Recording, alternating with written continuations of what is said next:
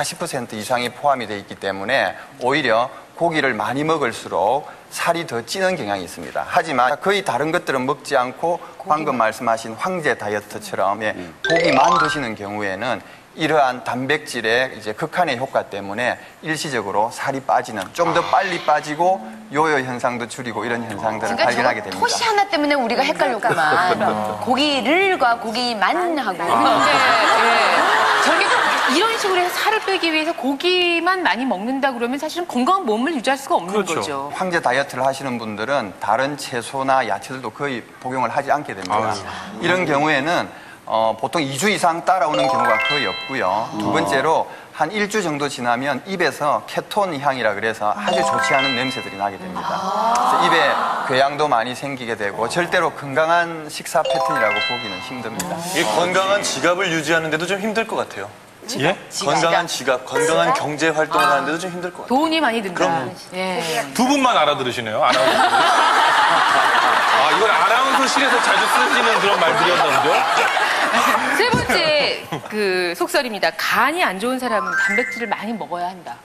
간이 안 좋아. 간과 단백질의 많이 상관관계. 먹어야 된다. 간이 나쁜 사람이 오히려 섭취하게 되면 더 나쁠 것 같은데요. 간이 흡수를 못 하니까. 간이 힘들어질 거다. 이성미 씨가 뭐 술, 담배도 하나도 안 하는데 지방간이다. 뭐 간이 안 좋아가지고 그래서 의사 선생님이 저 술, 담배를 끊으시죠. 그래서 아니 입에도 대본 적이 없는데 무슨 소리냐고.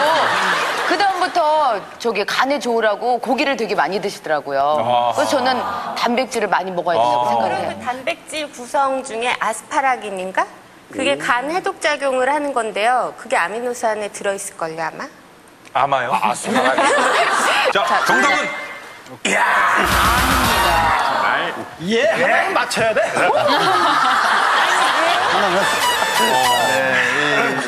실제적으로 간이 갑자기 조금씩 나빠졌을 때는 가능한 이야기이지만 간의 또 다른 역할 중에 하나가 이러한 아미노산을 대사하는 작용이에요.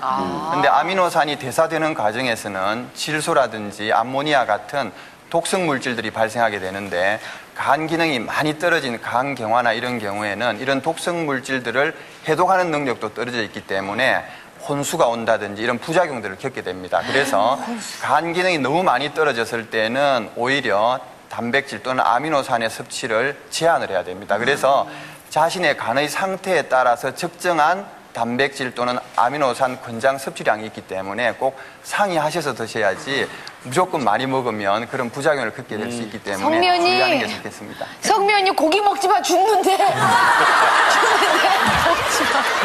오늘 건강선수는 특별히 오늘의 꼴찌가 아니라 오늘의 1등이 하도록 하겠습니다. 네. 예, 누구시죠? 건강 청년 이승현 씨가. 축하합니다. 네, 오늘 건강 선서는 아미노산 사행시로 시작합니다. 건강 선서. 아미노산에 대해 이제야 알았습니다. 미량이지만 살도 빼주고 근육도 만들어준다는 것을. 하지만 No. 간이 안 좋으면 많이 먹지 마세요. 산 무슨 산 몸에 좋은 아미노산. 생명유지에 필수요소 아미노산. 근육량과 아미노산 수치를 알아보기 위해 비타민 가족들이 검사를 받았는데 먼저 혈액 내 아미노산이 적절하게 있는지를 알아보는 알부민 검사를 실시. 피가 그냥 펄펄펄펄. 아유. 많이 아파? 많이? 저는 선생님 다음에 할게요. 두 번째, 내 몸의 지방과 근육량의 분포를 알아보는 체성분 검사를 통해 근육량 부족 여부를 알아보았다. 몸무게가 왜 이렇게 많이 나와요? 가도 되는데 무엇이 하나가 체중 이상이고.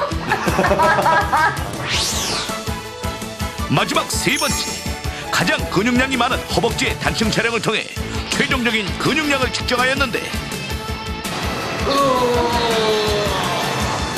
노화와 생명유지를 관장하며 인체의 기본 장기를 구성하는 단백질과 아미노산. 과연 비타민 패널들의 아미노산 수치와 근육량, 잠시 건강신호등에서 놀라운 결과가 밝혀집니다. 당신의 건강은 빨간불입니까? 아니면 파란불입니까? 여러분의 건강을 한눈에 보여드리는 시간 건강 신호등입니다. 네, 자 비타민 가족 여러분들의 건강 신호등을 그리고 건강 상태를 알아보기 전에 도대체 어떤 경우에 아미노산이 약이 되고 또 독이 되는지 확실히 한번 짚고 넘어가야 될 것 같습니다. 예, 자 과연 아미노산 어떤 때 약이 되는가 그 효능을 한번 살펴보도록 하겠습니다. 네, 먼저 약이 되는 경우. 예, 한 번에 보여드립니다. 쫙. 오. 네. 오, 성장 촉진, 면역력 강화, 학습 능력 강화, 성기능 강화, 노쇠 예방. 아미노산이 하는 일이 이렇게 많네요. 아이, 진작 좀 알았어야 되는데. 앞으로 얘랑 친하게 지내기로 해요. 아니, 제가. 우리 친구 맞죠?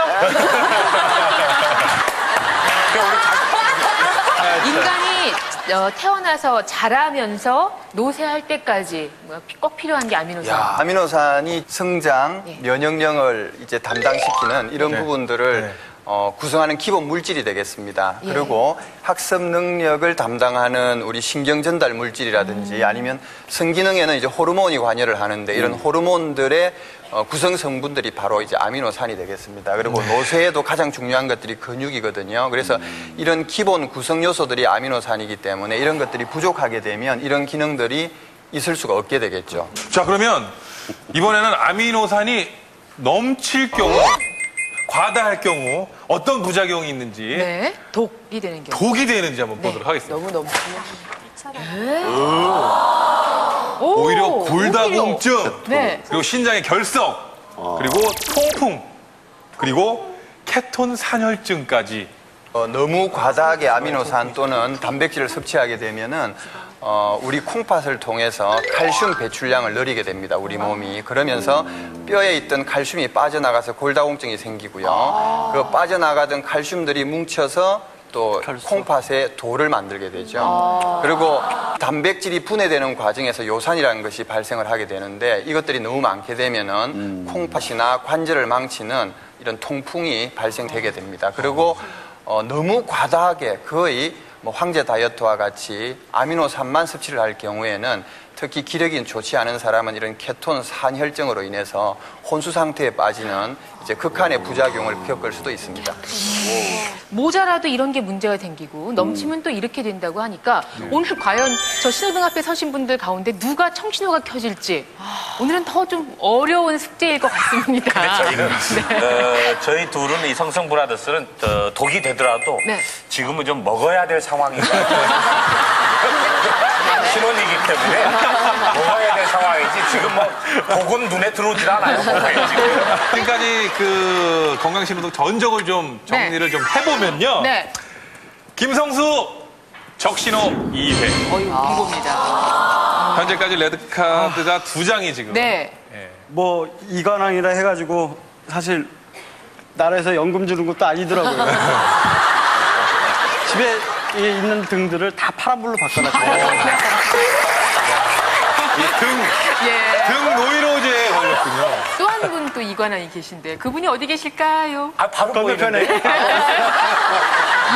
씨가 또 적신호 2번. 예, 저는 사실 개인적으로는 굉장히 충격을 받았지만 지금 한 2주째 주변에서 너무 많이 챙겨줘요. 먹을 거를. 챙김을 많이 받고 있습니다. 성동일 씨 같은 경우는 의외로 적신호 1회예요. 몸이 건강하니까 모든 이 사물 자체가 긍정적으로